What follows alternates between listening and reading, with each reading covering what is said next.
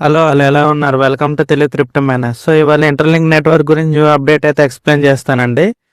Video last వరకు కాకుండా చూడండి. సో ఇవాళ 28 డిసెంబర్ 2025.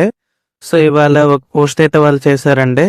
ఇందులో వచ్చేసి ఏ కంపెనీస్ ఎంత ఎంత కాయిన్స్ ఎలాగేట్ చేశారు, ఏంటి వాళ్ళ డిస్ట్రిబ్యూషన్ ఏంటి, తర్వాత ఏ ఏ కంట్రీస్ సంబంధించిన వాళ్ళు ఏ ఏ కంపెనీస్ అనేది మీకు లిస్ట్ ఒకటి అయితే పెట్టారండి.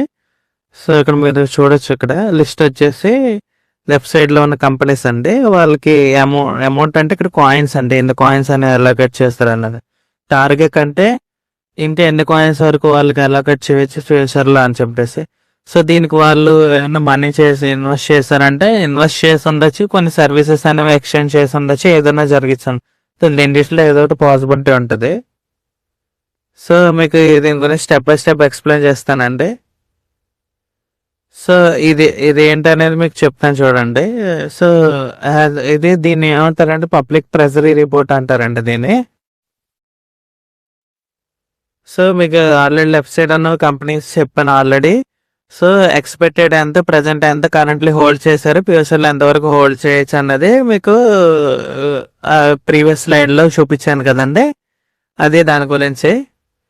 నెక్స్ట్ వచ్చేసి మొత్తం ఎన్ని టోకెన్స్ ఉన్నాయి, టార్గెట్ అమౌంట్ అంటే టార్గెట్ ఎంతవరకు ఎలాగేట్ చేయొచ్చు అని చెప్పేసి, ఎంతవరకు హోల్డింగ్ నవ్వు, టార్గెట్ ఎంత అని చెప్పేసి.